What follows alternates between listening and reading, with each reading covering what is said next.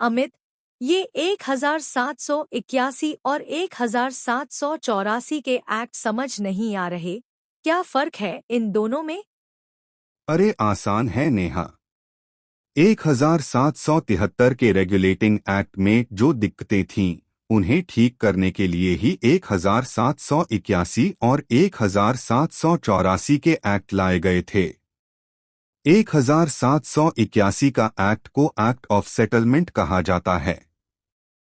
इससे governor general और supreme court के बीच के विवाद को सुलझाया गया।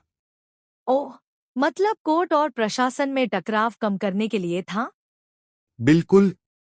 कोर्ट को कहा गया कि वो केवल ब्रिटिश नागरिकों पर ही अधिकार रखेगा, भारतीयों पर नहीं। रेगुलेटिंग एक्ट 1773 के बाद कोर्ट और गवर्नर जनरल के बीच अधिकारों को लेकर संघर्ष हुआ। एक्ट ऑफ सेटलमेंट 1781 ने इनकी सीमाएं तय कर दी। और 1784 वाला एक्ट? उसे पिट्स इंडिया एक्ट कहा गया। इससे ब्रिटिश सरकार ने ईस्ट इंडिया कंपनी पर अपना सीधा नियंत्रण बढ़ा लिया। मतलब अब भारत की नीतियां कंपनी नहीं, ब्रिटिश सरकार तय करने लगी। हाँ, और इसके लिए एक बोर्ड ऑफ कंट्रोल बनाया गया था।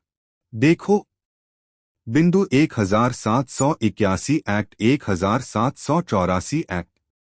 उद्देश्य कोर्ट और प्रशासन का विवाद खत्म करना, ब्रिटिश सरकार का नियंत्रण बढ़ाना। दूसरा नाम act of settlement, Pitt's India act. प्रमुख बदलाव, न्यायिक सीमाएं तय, बोर्ड ऑफ कंट्रोल की स्थापना। अब समझ आया अमित। 1781 ने सिस्टम को सुधारा और 1784 ने नियंत्रण बढ़ाया। सही कहा। यही था ब्रिटिश प्रशासनिक सुधारों की शुरुआत।